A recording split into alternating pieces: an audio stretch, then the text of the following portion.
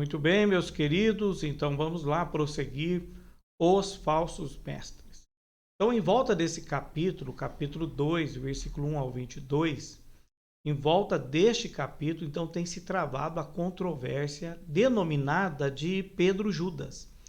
A semelhança entre os dois documentos é muitíssimo impressionante, especialmente se você pegar o capítulo 2, versículo 2 e 4, versículo 6, 11 e 17, e os versículos de Judas, do versículo 4 ao 18, já que você sabe que Judas não tem seu capítulo. Meu querido, você se lembra quando nós falamos de uma suposta contradição na epístola de Tiago em referência a Paulo? E depois nós vimos o próprio Martim Lutero declarando a epístola de Tiago de epístola de palha.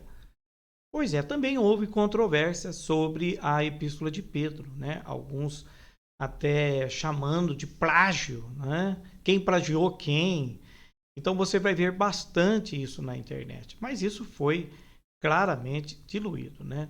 Então ele começa esse capítulo lembrando que na história de Israel muitos falsos mestres surgiram. Nosso Senhor também advertiu contra os falsos mestres. Pedro então confirma agora tais advertências. Da parte final desse capítulo, colhe-se que esses falsos mestres já haviam aparecido e estavam agindo na igreja. Afinal de contas, pastor, quem eram esses falsos mestres? Então, quando você pegar as epístolas gerais, também as pastorais, você vai perceber que duas seitas práticas, tá, estavam ali entrando dentro da igreja. Um pouco de falsos judeus que não se converteram, tentando introduzir o judaísmo dentro da igreja, como a prática da circuncisão, da guarda aos sábados e tudo mais, como parte da salvação.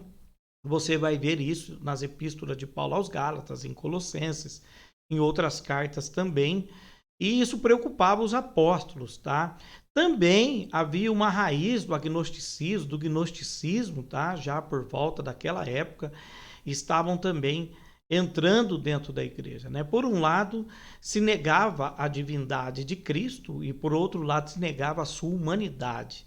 Então, algumas seitas heréticas estavam entrando dentro da igreja com falsos pastores, falsos apóstolos, falsos obreiros, tá? Que estavam de dentro da igreja introduzindo esses falsos ensinamentos. Então, o temor dos apóstolos, vocês vão perceber, isso nunca foi o diabo, mas eles vão bater muito em cima dos falsos mestres. Porque o próprio Pedro diz assim: resisti ao diabo e ele fugirá de vós. Mas quando ele dá advertência aos falsos mestres, ele, Paulo e tantos outros, você vai ver que existe uma preocupação muito grande. Por quê? Isso pode ruir de dentro para fora, tá? Vai ruir de dentro para fora. Ou seja, a igreja consegue enfrentar o mundo quando ela está guardada na palavra, quando ela está guardando a doutrina. Mas quando começa a ruir de dentro para fora, aí é muito complicado.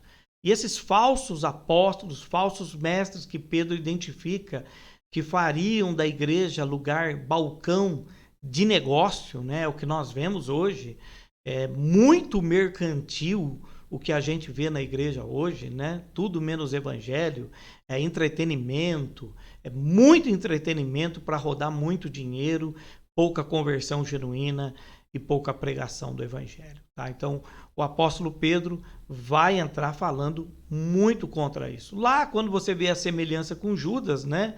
Você vai ver Judas também exortando bastante contra isso. Então, a esperança dos cristãos é outro ponto importante, tá?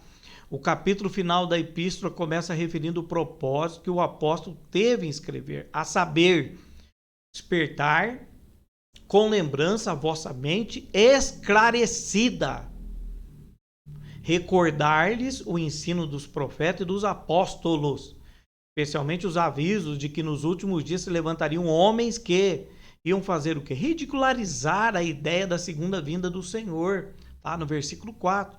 Porque a segunda vinda do Senhor, ela era tão ridicularizada, né? Segundo Pedro, capítulo 3, versículo 8 ao 9, É porque, exatamente, a esperança do cristão sempre foi a vinda de quem? A vinda do Senhor. E a demora era o motivo, ou foi o motivo do desânimo por alguns. Então, essa demora tem sua razão de ser no caráter e no propósito de Deus. Então, qualquer aparente demora deve-se antes interpretar como oriunda de compaixão e misericórdia, né? O próprio Pedro declara isso. Antes é longânimo para conosco, não querendo que alguns se percam, né? Então, sua demora é mais uma oportunidade de salvação e não sinal de esquecimento. Olha aí quanto ensinamento, hein? Findamos, porque na próxima vem aí Epístola de João. Então, nós aprendemos tudo aí da Epístola de Pedro, primeira e segunda carta. E na próxima, hein? Epístola de João. Um abraço para vocês. Fiquem prontos para a prova, hein? Deus abençoe.